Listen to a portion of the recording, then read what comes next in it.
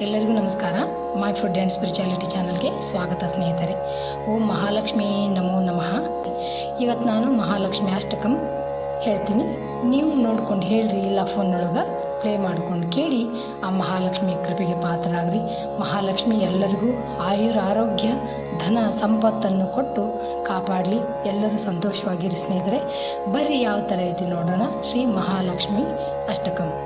ಇಂದ್ರ ಉವಾಚ ನಮಸ್ತೆಸ್ತು ಮಹಾಮಾಯೆ ಶ್ರೀಪೀಠೆ ಸುರಪೂಜಿತೆ ಶಂಖಚಕ್ರ ಗದಾಹಸ್ತೆ ಮಹಾಲಕ್ಷ್ಮೀ ನಮೋಸ್ತುತೆ.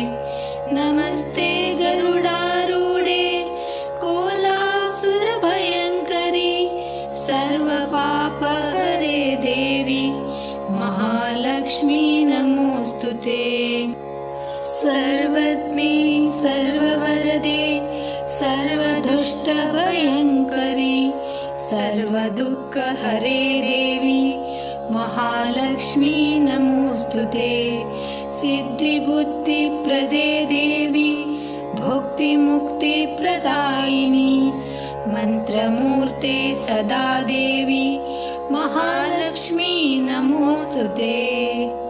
आद्यन्तरहिते देवी आद्यशक्ति महेश्वरी योगजे योगसम्भूते महालक्ष्मी नमोस्तुते.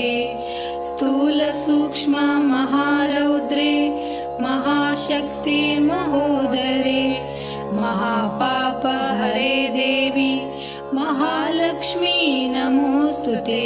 पद्मासनस्थिते देवी परब्रह्मस्वरूपिणी परमेशी जगन्मातर महालक्ष्मी नमोस्तुते.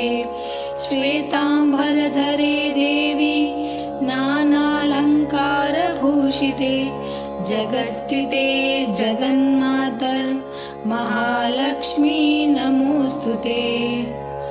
महालक्ष्म्यष्टकं स्तोत्रं यः पठेत् भक्तिमान् नरः सर्वसिद्धिमवाप्नोति राज्यं प्राप्नोति सर्वदा. एककालं पठे नित्यं महापापविनाशनं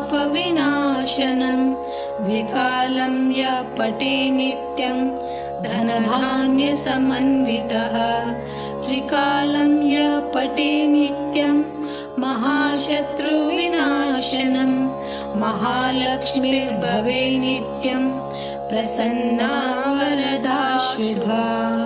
इति श्री महालक्ष्म्यष्टकं ಸ್ತೋತ್ರಂ ಸಂಪೂರ್ಣಂ. ಜೈ ಶ್ರೀ ಕೃಷ್ಣ. ಎಲ್ಲರಿಗೂ ನಮಸ್ಕಾರ. ಎಲ್ಲರೂ ಈ ಸ್ತೋತ್ರವನ್ನು ಹೇಳಿ ಆ ಮಹಾಲಕ್ಷ್ಮಿಯ ಕೃಪೆಗೆ ಪಾತ್ರರಾಗ್ರಿ ಅಂತ ಹೇಳ್ತೀನಿ. Thanks for watching. ಜೈ ಶ್ರೀ ಕೃಷ್ಣ. ಎಲ್ಲರಿಗೂ ನಮಸ್ಕಾರ.